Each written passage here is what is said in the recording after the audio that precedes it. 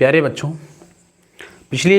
Narration के पिछले lecture में हमने आपको बताया था नरेशन का फर्स्ट पार्ट जो है असर्टिव सेंटेंस। मैंने 5 सेंटेंस के तर्ज उठाया था। उसमें पहले आपको मैं नरेशन से परिचित करवाया था कि नरेशन के 2 पार्ट्स होते हैं, 2 खंड होते हैं, जिसको हम एक डायरेक्ट दूसरे को इनडायरेक्ट कहते हैं। डायरेक्ट नरेशन के जो नरेटिव पूरा सेंटेंस होता है उसका मैंने 2 खंड बताया था कि पहला खंड होता है रिपोर्टिंग वर्ब कहलाता है, जो डबल इन्वर्टेड कामा के अंदर होता है वो रिपोर्टेड स्पीच कहलाता है। तो जो रिपोर्टिंग वर्ब के अंदर होता है और जो रिपोर्टेड स्पीच के अंदर होता है उसमें जो भी नियम थे असर्टिव सेंटेंस में, मैंने 5 सेंटेंस भी उठाए थे। Assertive, interrogative, imperative, optative, exclamatory. तो अफर्मेटिव में जो मैंने आपका जो कुछ चीज़ें मैंने बता दी थी और कुछ चीज़ें आपकी छूट गई थी। हाँ, हो सकता है उसमें कुछ जैसे टेक्निकल एरर आ गया था, वॉइस कैंसिलेशन नहीं हो पाया था, कुछ समस्याएं उसमें आ गई थी, लेकिन फिर भी वो चल सकता है। आप उसको वॉल्यूम बढ़ा करके देख सकते हैं, ठीक है। मैंने लिखा भी है, शब्दों से भी समझ सकते हैं, शब्दों का भी सहारा लीजिए। कुछ जो वॉइस है उसको भी बढ़ा करके आप अपने ऑडियो से बढ़ा के उसको देख लीजिए, ठीक है। उसको देख लीजिए, फिर मैं आगे का जो कुछ इसमें बच गया था असर्टिव सेंटेंस में, उसका लेक्चर नंबर 2 मैं आपको असर्टिव का लेक्चर नंबर 2 आपको बताऊंगा। जो 2-4 नियम छूट गए थे, जो विशेष नियम है, उसको मैं बताने जा रहा हूँ। देखो, अब जो छूट गया था उसमें आपका जैसे वोकेटिव केस हो गया और कुछ शब्द हैं जैसे टर्म ऑफ एड्रेस हो गया, थैंक, फील, होप, ये सब चीजें हो गई, वेल, सी, यू, ओके, ये शब्द हो गया। इन सब शब्दों में आए तो कैसे बदलाव करते हैं उस चीज को हम देखते हैं। तो पहला हमारा वोकेटिव सेंटेंस है, वोकेटिव केस है। वोकेटिव केस का मतलब होता है जब संबोधन किया जाए किसी को। जैसे समझिए आप, जैसे वाक्य है कि he said to me comma double comma you will do this work Rahul, ठीक है। राहुल आपने ऐसा लगाया तो देखेंगे आप इसमें यू भी है तो राहुल भी, आप चकरा जाएंगे इस शब्द को, इस वाक्य को देख करके कि कैसे बदले सर। देखिए, जब भी ऐसा वाक्य आपको मिले कि आपको उसमें सब्जेक्ट भी दिया है और आपका वोकेटिव केस भी दिया है, ये बात राहुल से ही कही जा रही है। देखिए, वो जो राहुल है वो यहां होना चाहिए था। कहां होना चाहिए था? यहां होना चाहिए था। जो मी शब्द है, ठीक है, आप इसको मिटा के देख लीजिए तब ज्यादा समझ पाएंगे, ठीक है। जैसे आप मी को हटा दीजिए, इस चीज को हटा दीजिए, ही सेड हो गया, ठीक है। अब देखिए, ही सेड हो गया, comma double comma, you will do this work Rahul. ये अगर जो वहां जो राहुल प्रयोग किया गया है, ये यहां अगर सही से देखें तो इस राहुल को यहां होना चाहिए था। कहा राहुल से ही बात जा रहा है कि you he said to Rahul, Rahul से ही कहा जा रहा है, लेकिन उस चीज को उठाकर वहां रख दिया गया है। अब गलती से वहां रख दिया गया, फिर एग्जामिनर ने आपको फंसाने के लिए वहां पर रख दिया है, तो उस चीज को आप इसका ऑब्जेक्ट बना देंगे। ऑब्जेक्ट बनाकर फिर उसके अकॉर्डिंग सारा का सारा चेंज करेंगे। तो चलिए हम लोग बनाते हैं, उस राहुल को उठाकर यहां मान लेते हैं। हम मान लेते हैं कि इसमें ऑब्जेक्ट दिया है, वो ऑब्जेक्ट क्या है? राहुल है। तो कैसे बदलेंगे? ही सेड को किस में चल देंगे, चेंज कर देंगे? टोल्ड। अब राहुल को यहां मान लेते हैं तो राहुल, ही टोल्ड राहुल, ठीक है। अब कनेक्टिंग वर्ड क्या लगाएंगे? सिंपल सेंटेंस, असर्टिव सेंटेंस तो कनेक्टिंग वर्ड दैट। अब यू आपका सेकंड पर्सन है तो किसको अनुसार बदलेंगे? ऑब्जेक्ट के अनुसार। तो ऑब्जेक्ट यहां पर क्या माना था मैंने? राहुल। फिर राहुल क्या हो जाएगा? ही। राहुल का प्रोनाउन ही होगा ना, ही। विल का क्या हो जाएगा? Would do. दिस का क्या हो जाएगा? दैट। उसके बाद वर्क। समझे?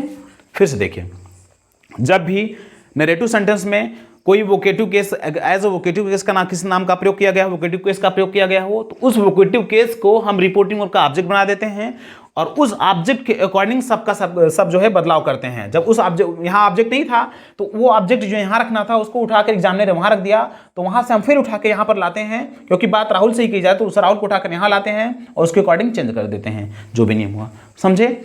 एक ये बचा था। फिर दूसरा इसमें बचा था टर्म ऑफ एड्रेस। क्या बचा था? Term of address.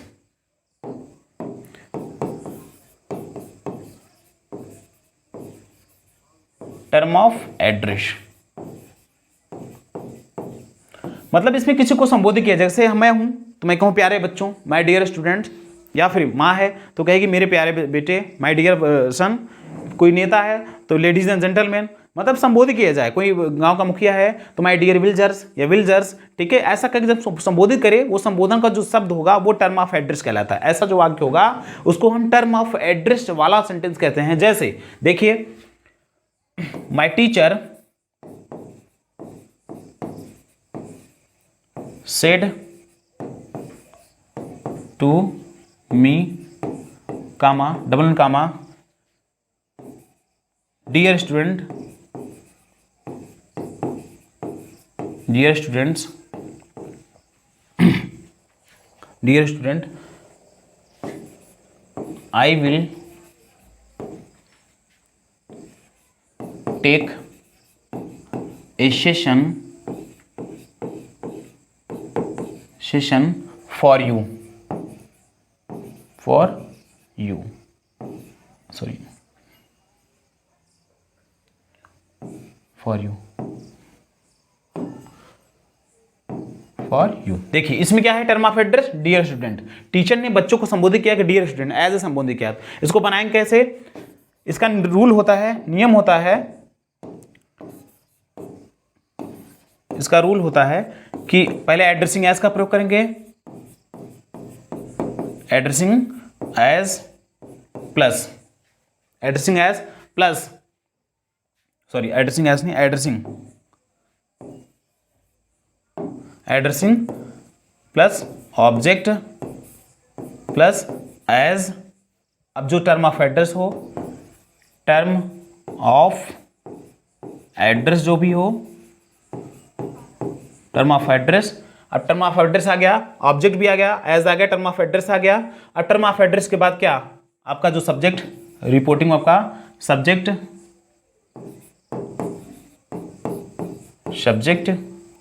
प्लस आप सब्जेक्ट का प्रयोग करेंगे, फिर आपका जो, क्योंकि इसमें ऑब्जेक्ट चला गया है तो सेड को सेड ही रख देते हैं, सब्जेक्ट, उसके बाद said plus connecting word that, उसके आगे शेष नियम यथावत, शेष नियम यथावत। यथावत का मतलब ये है पूर्ववत, पूर्ववत का मतलब जो भी हमने नियम पहले बताए हैं वैसे ही। अब इसको बदल के देख लेते हैं, जैसे माय टीचर, तो पहले हमें एड्रेसिंग का प्रयोग करना है, तो एड्रेसिंग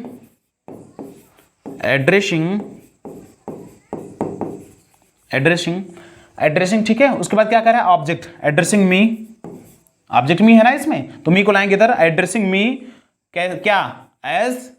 अब टर्म ऑफ एड्रेस का प्रयोग करना है, टर्म ऑफ एड्रेस क्या दिया है, dear student,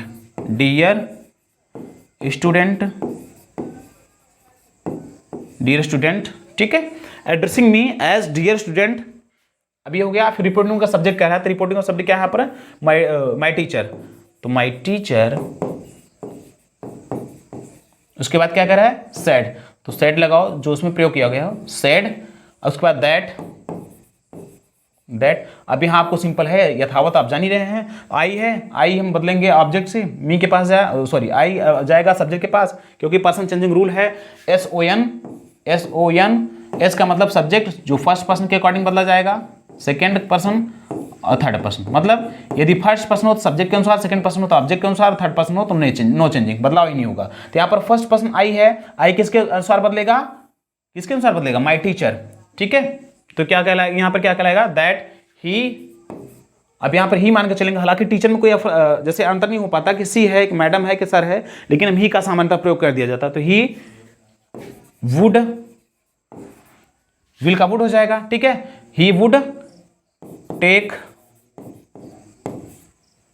A session for, अब यू किसके पास जाएगा, मी के पास, फॉर मी। आया, बस आप इसी रूल को फॉलो कीजिए, आराम से हो जाएगा, कोई दिक्कत नहीं।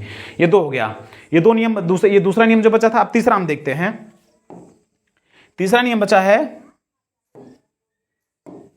जैसे वाक्य में आपका थैंक का प्रयोग हो सकता है, कामा होप का प्रयोग हो सकता है, कामा फील का प्रयोग हो सकता है। तो यदि इन सब शब्दों का रिपोर्टेड स्पीच में प्रयोग हुआ हो तो हम रिपोर्टिंग वर्ब जो डायरेक्ट से इनडायरेक्ट में बनाएंगे, तो हम सेड के स्थान पर, यदि ये सब प्रयोग हुए हो तो हम सेड के स्थान पर बदलते समय क्या करते हैं, सेड के स्थान पर क्या, थैंक है तो थैंक्ड, सेड के स्थान पर थैंक्ड, होप है तो होप्ड, और फील है तो फेल्ट, इसका प्रयोग कर देंगे। बाकी शेष नियम क्या रहेंगे, यथावत, शेष नियम यथावत, शेष पूर्ववत, शेष नियम क्या होगा, पूर्ववत होगा। जैसे कोई एक वाक्य ले लो, जैसे एक वाक्य होगा कि my friend said to me comma double comma आई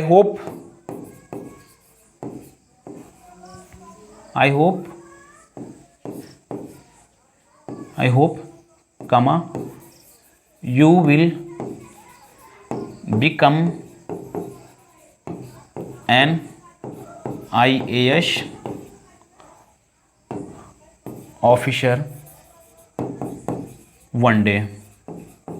मुझे आशा है, मैं आशा करता हूं कि आप एक दिन IAS ऑफिसर बनोगे। तो इसको कैसे चेंज करोगे आप लोग, कैसे चेंज करोगे?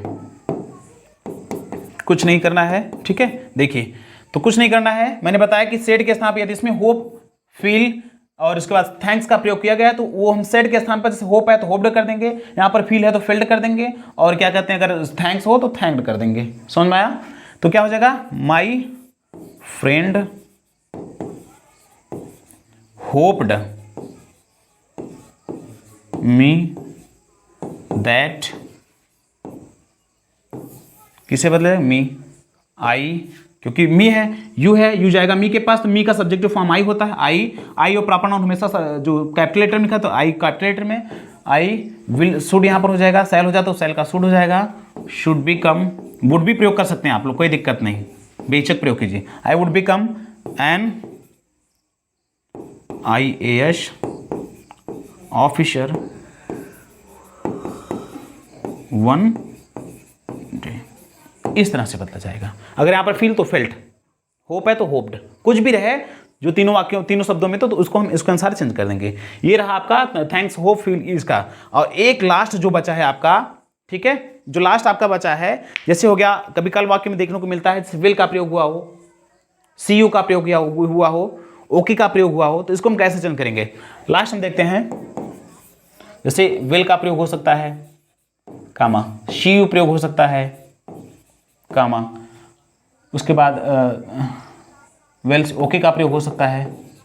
इन सब चीज़ों का अगर प्रयोग हुआ तो कैसे बदलेंगे? जैसे कोई वाक्य हम ले लेते हैं, जैसे आई सेड कामा, ऐसे well Rahul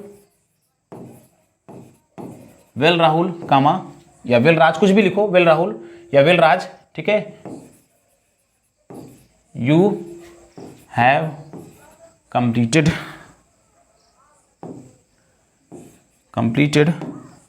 you have completed your mission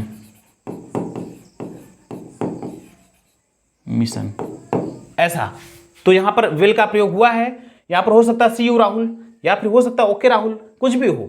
तो आपको क्या करना है, इन सब शब्दों को हटा देना है। इनको क्या करना है, बदलते वक्त इनको हटा देना है। क्या करना है, हटा देना है, ठीक है। प्लस यदि हटा, इनके साथ कोई नाउन आता है तो नाउन को, इनके साथ कोई अगर नाउन आता है तो नाउन को रख देंगे और इन शब्दों को हटा देंगे। जैसे आई सेड, ठीक है, सॉरी एक मिनट, देखिए अब आई, उसके बाद सेड तो है, लेकिन सेड, अब मैंने कहा कि इसमें अगर कोई ऑब्जेक्ट हो, इसके साथ अगर कोई नाउन दिया हो तो नाउन को हम यहां लाके इसका ऑब्जेक्ट बना देंगे। तो आई, अब जब ऑब्जेक्ट बनाएंगे तो ऑब्जेक्ट की उपस्थिति हो जाएगी, जिसकी वजह से हम सेड को कन्वर्ट कर पाएंगे टोल्ड में। तो I told Rahul, connecting word that का प्रयोग, दैट, अब आपका सब्जेक्ट ये बचा, तो सब्जेक्ट जाएगा राहुल के पास, राहुल क्या देगा, ही, हैव का हैड हो जाएगा, ठीक है, हैड कंप्लीटेड। अब योर है, योर भी जाएगा राहुल के पास, सेकंड पर्सन का पोसेसिव फॉर्म है, पोसेसिव फॉर्म आएगा राहुल के पास, राहुल अपना क्या देगा, अपना पोसेसिव तो क्या देगा, हिज मिशन। आशा करता हूं चारों जो विशेष नियम थे वो समझ में आ गए होंगे। अब आपका असर्टिव सेंटेंस पूर्णतः समाप्त हुआ। आप नोट्स बना सकते हैं, है ना, आप नोट्स आप बना सकते हैं आराम से, बेहिचक बना सकते हैं। अब मैं दूसरा चलूंगा, वो आपका रहेगा इंट्रोगेटिव सेंटेंस। क्या रहेगा, इंट्रोगेटिव सेंटेंस। तो ठीक है, आप इसको पढ़िए और 2 बार पढ़िए, एक दो, जब ना समझा तो 2 बार पढ़िए, और इंतजार कीजिए नेक्स्ट लेक्चर का, जिसमें हम इंट्रोगेटिव लेके आपके सामने उपस्थित रहेंगे। तब तक के लिए धन्यवाद, नमस्कार।